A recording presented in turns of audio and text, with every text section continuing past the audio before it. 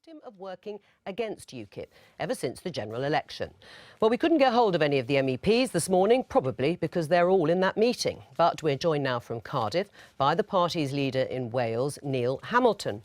Neil Hamilton, welcome to the Daily Politics. So, UKIP MEPs are reportedly meeting today. Will they be discussing whether the party is in crisis? Well, I haven't a clue because I'm not an MEP, but, this is a wholly confected crisis, if it is one. I thought when Nigel Farage gave up the leadership, he was going to get his life back. Well, we haven't seen very much of that, have we? The idea that Douglas Carswell has been working against UKIP since the general election is preposterous. This is a grudge match which Nigel's had against Douglas for a very long time. Douglas is an independently minded chap, and grown-up political parties should be able to cope with personal differences. Right, you say it's a grudge match, but Nigel Farage has made a case against Douglas Carswell with examples of where he says he's been undermined by him. Do you think that case just doesn't stack up?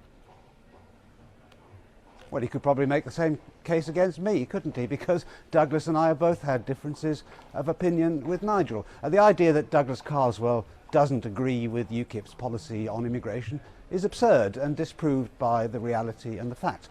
Douglas's only argument with Nigel over that has been on the tone of the debate. And he pays your money, takes your choice. It's all a matter of taste. And I'm afraid that what we're seeing here is a personality clash. And Nigel always saw UKIP as a kind of personality cult rather than as a political party.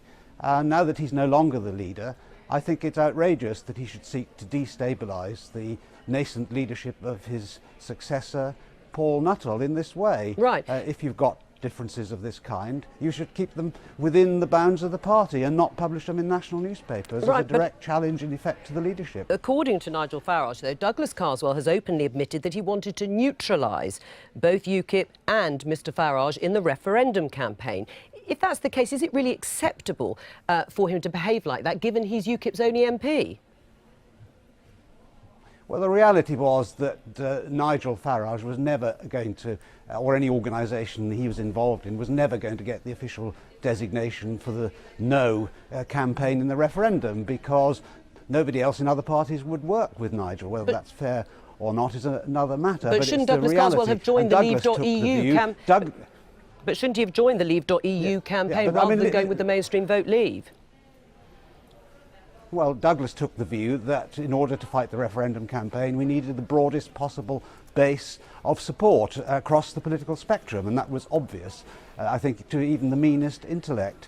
And that's exactly what happened. That's why Vote Leave got the designation. I mean, Leave.eu and Nigel played a massive part in getting the referendum result that we got. But I don't believe that we could have had an effective no campaign if Leave.eu had got the designation, because so many other people wouldn't work with them. That's the reality. But what about the email trail in terms of the knighthood or the peerage that Nigel Farage is supposedly wanting and had asked for Douglas Carswell to bid on his behalf?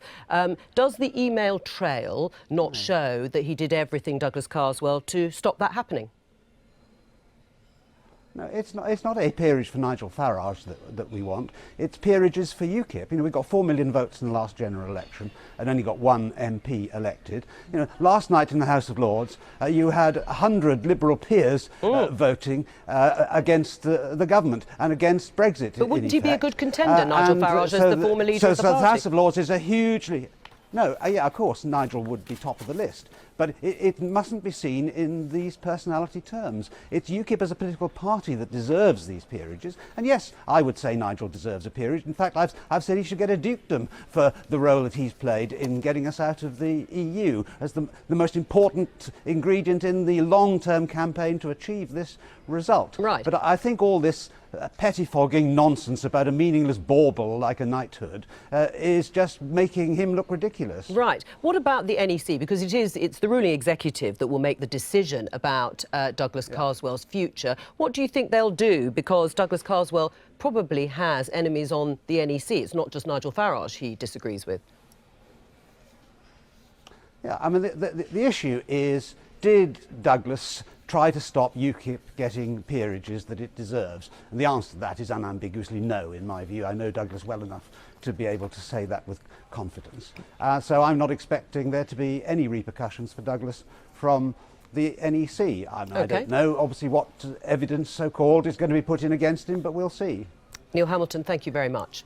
So the decision over Douglas Carswell's future lies with the party's National Executive Committee, as I've said, and we're joined by a member of it, Liz Jones, right now. So are there disciplinary proceedings underway for Douglas Carswell? Not that I'm aware of as yet, no.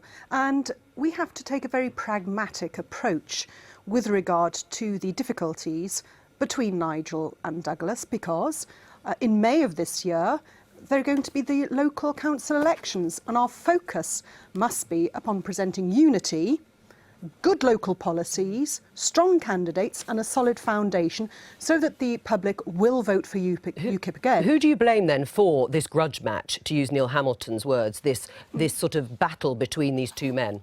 I don't blame anyone. Both of them have clearly fallen out. I'm not in the blame game. I'm about pragmatism and trying to achieve electoral But the success. UKIP chairman, Paul Oakden, has had a meeting with Douglas Carswell. Was that because Nigel Farage called for him to be expelled from the party? It may well have been. I don't know. I wasn't privy to that meeting, but I take the frank view that this all stemmed from 2015 spat over the short money when, as you're aware, Douglas Carswell was elected for the second time as a UKIP MP, and he was entitled to receive about £600,000 worth of short money. Then an approach was made by the UKIP management at that time to get that money in order to employ 15 people.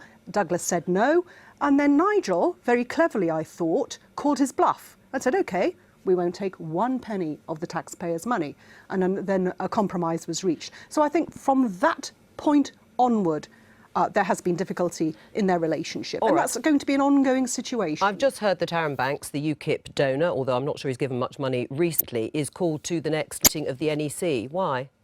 He's being allowed to attend the next NEC meeting because he wants to make a financial and management pitch to the party as to his future proposals for the party. He said he's going to stand against Douglas Carswell in 2020, so that would seem a fairly hostile act. Oh, I think it's just puff and hot air. It's drama. It's just drama. I wouldn't give it much weight.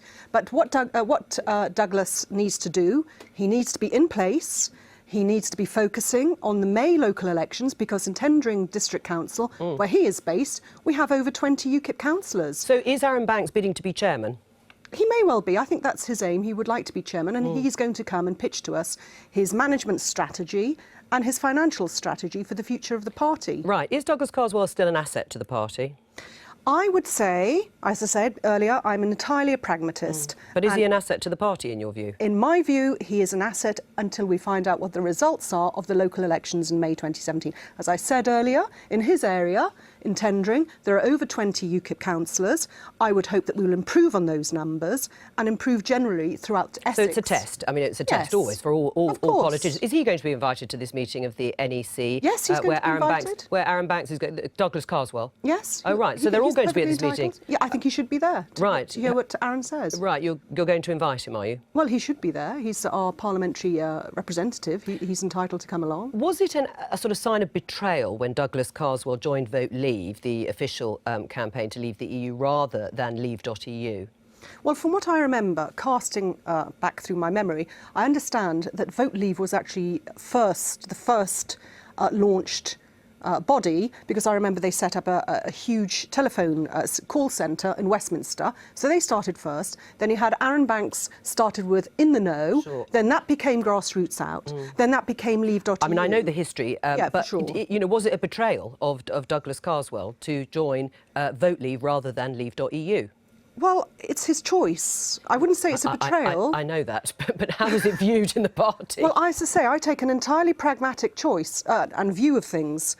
I just wanted a Brexit vote, which we had, and Douglas Carswell could have joined the moon if that ensured us that we got a Brexit vote. I don't really care where he pitched up. Right. If Vote Leave did what they could in their areas, and Leave.eu did what they could in their areas, and we achieved Brexit, that's good enough for me. Just finally, I mean, you talked about the May elections, and if you look at UKIP's recent performance, you called Stoke the Brexit capital of the UK, and your vote only went up by 2%. Labour still had a majority of over 2,500.